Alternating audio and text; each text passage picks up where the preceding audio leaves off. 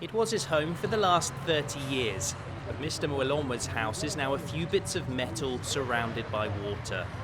It was demolished by the government, along with the homes of all his neighbours. And then a storm hit. Yes, I was afraid. I didn't have any choice to move. This is my life. This is the only place I have to cover myself. The government ordered the demolition of these houses because it says they were built illegally on a floodplain. But the families say they were given little warning and that they woke up to find the bulldozers at work.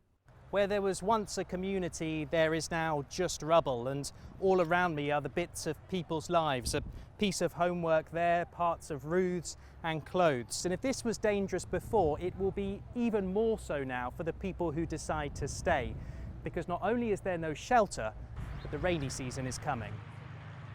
Many say they have nowhere else to go, and when the storm arrived, 11 people had just one canvas for shelter. When the storm came, I was afraid. It was very dangerous.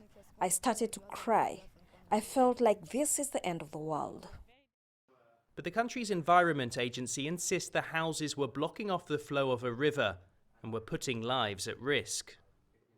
The government had plans for a long time ago, and there have been cases more than 3 times when the government has announced its intention and has warned the people, asked the people to move out of this place because of being hazardous. So it's to save the life of the people, people's property, but also to give room for the better management of the valley, being a valley that is transecting in the middle of the city. Meanwhile, those who have stayed dig through the rubble hoping to find a piece of home. The government has now put on hold plans to bulldoze another 16,000 homes. For Mr. Mwelomwa and his neighbours, though, it's too late, and it's difficult to know what to do next. Dan Ashby, CCTV, in Tanzania.